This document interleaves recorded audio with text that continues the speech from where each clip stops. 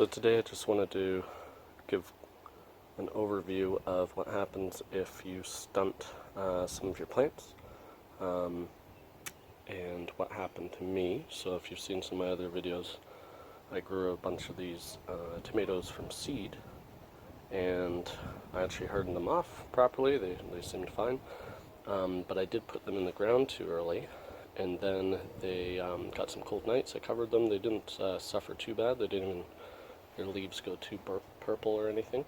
But as you can see, this is how big they are. This one here, what I've already done here is actually replaced these ones that were in pots and that I actually was able to put in my garage. So it's a little confusing because these ones have already ripped out. But yeah, I ripped them out from here, put them in pots to see if I can revive them with a little more tender care. But yeah, these little ones were in the ground too early. They are very stunted. I've removed them, put them into pots. And I'm actually going to take this one that was also in a pot and was able to put in my garage and replace this one over here. So you can see the difference. This is the same plant, same species. This one I put in my garage. This one I covered with frost cloth. So you can see this this one actually is the same species as well as this one here. Again, the leaves are yellow, a lot smaller. Look at the size difference. These are both grown from seed, both grown inside, both grown at the same time.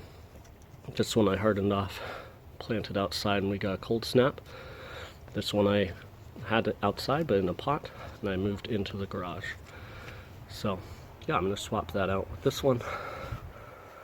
This guy here, same thing. He was in the garage. This guy was planted out. So it does make a big difference. They will survive below 10, but they won't thrive. So definitely my recommendation, if you don't have a forecast where it's going to be above kind of 8-10 degrees at night, definitely keep them inside, keep them in a pot, and just wait. It doesn't help you to put them out early.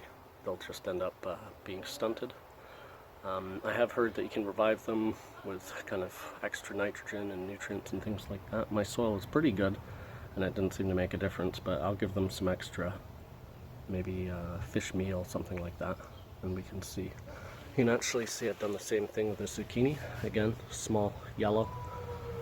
And you look over here, look at the size of this one. So I did the same thing. This was in a pot. I replaced it with one that I had already planted out. And again, these were all covered with frost cloth. They didn't die, they didn't wilt, but as you can see, the plants clearly suffered. So I'll move them to the front when it's a little sunnier, give them some extra nutrients, and we'll see. But yeah, look at these cherry tomatoes. They're already getting really big. And again, the same species. A cherry tomato here, which is not doing very well at all. The stems are all yellow, all thin. You can see this one did get a little bit more kind of, I don't know, frost damage. It kind of did go a little bit purple. But yeah, in general, it just did not produce as much leaves and greenery or anything like that. So yeah, I'm going to dig this one out. This one's a Cherokee Purple. Replace it with this Cherokee Purple here. And actually the starlings even took a, I don't know what they're doing, trying to build their nests or something, but they tried to kind of strip off the bottom here. And this plant still is doing better than the other one. So it really does show a difference of the stunting. So yeah, I'll rip it out, replace it, show you guys that as well. So here I dug it out. I dug out a kind of a big area and just kind of let the soil fall off where the roots are. And this is the exact same plant, as I said. This is a Cherokee Purple. And you can see the root development. It's not terrible, but it's way smaller. Like this one has roots that were coiling up at the bottom. And this whole thing's kind of staying together as one. And again, this one even had damage from starlings or something that was pecking at the bottom. And it's doing way, way better. So I put it a little bit lower than it was, not too much lower. But yeah, I don't actually know whether this damage will root, because it's like the hairs aren't on it. But either way, I figure normally you plant tomatoes a little bit lower, so hopefully he can kind of be rooted a little better as well. It's a little less stable there, so but yeah, I'll just kind of fill in around it, put some wood chips on. I trimmed off some of the lower branches as well.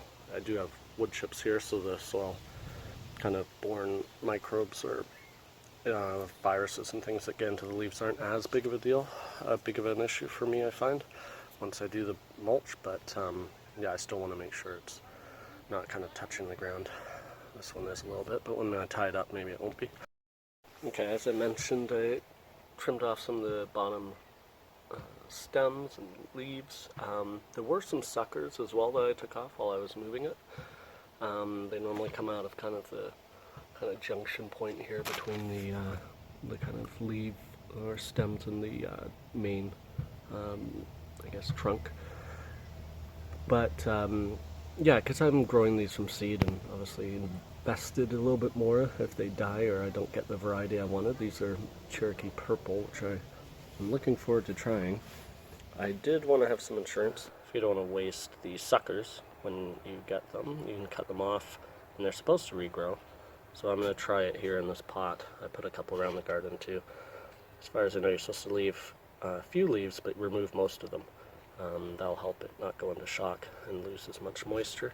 But I'll give an update and see if this works out. As you can see again, it's just the zucchini again. What a difference between the two. Yellow, small, stunted, awesome, green, big.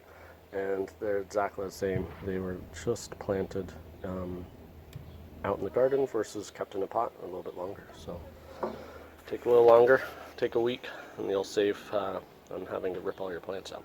So yeah, if you like what you see, comment below, like, subscribe, and I'll keep making these.